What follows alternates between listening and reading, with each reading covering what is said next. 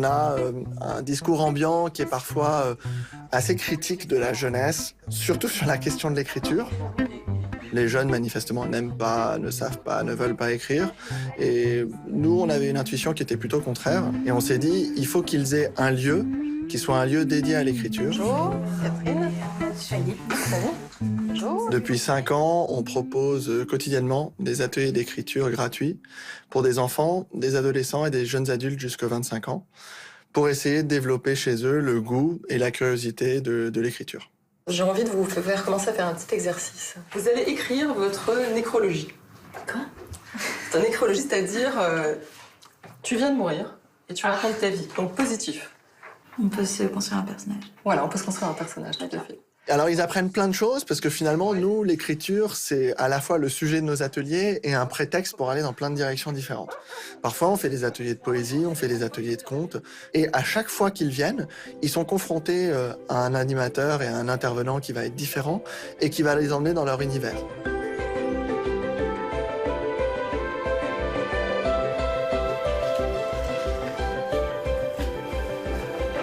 On se donne encore 5 minutes, ça marche? Certains arrivent chez nous avec des idées très arrêtées, ils ont envie d'écrire un premier roman ou un scénario, et donc ils arrivent avec des projets. Certaines ou certains viennent parce qu'ils ont des difficultés pour s'exprimer, et ils sentent que l'écriture, ça pourrait être un moyen pour eux peut-être de parvenir à surmonter leurs difficultés. J'aimerais bien être écrivaine ou journaliste. J'ai écrit un livre pendant 2 ans et là je me suis dit j'aimerais bien approfondir un peu parce qu'il y avait pas mal de choses qui allaient pas. Alors, je suis très curieuse de savoir comment vous êtes mort.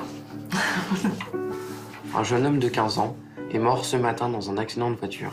C'était un adolescent ordinaire qui faisait du skateboard avec ses amis, qui avait des mauvaises notes en maths, qui prenait le métro pour aller au lycée, qui jouait de la basse électrique et écoutait du rock.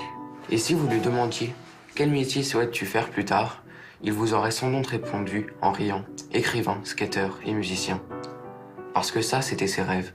Très bien, c'est très vivant et très bien, super. Donc, L'écriture, ça me permet de me libérer, de coucher tout ce que je pense sur le papier par l'intermédiaire d'une histoire totalement folle que j'aurais imaginée dans l'instant. là, j'ai envie de vous faire un petit exercice. Chacun, vous allez raconter une histoire forte qui vous est arrivée à quelqu'un d'autre. À l'oral ou à l'écrit? À l'oral, mais en secret, c'est-à-dire que vous n'allez pas le raconter devant tout le monde. Et après, l'autre va transcrire cet événement qui vous est arrivé en disant « je ».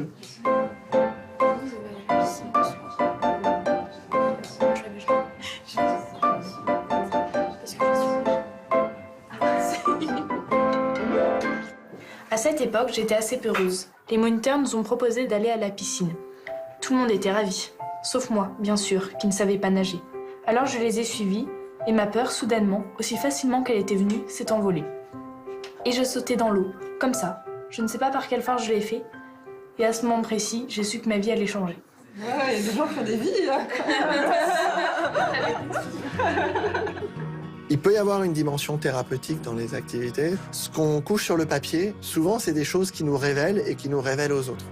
Donc la thérapie, elle peut soit être personnelle, c'est-à-dire qu'on apprend à mieux se connaître, soit elle peut être collective, et finalement, on se fait du bien parce qu'on apprend à mieux connaître les autres. Alexandre.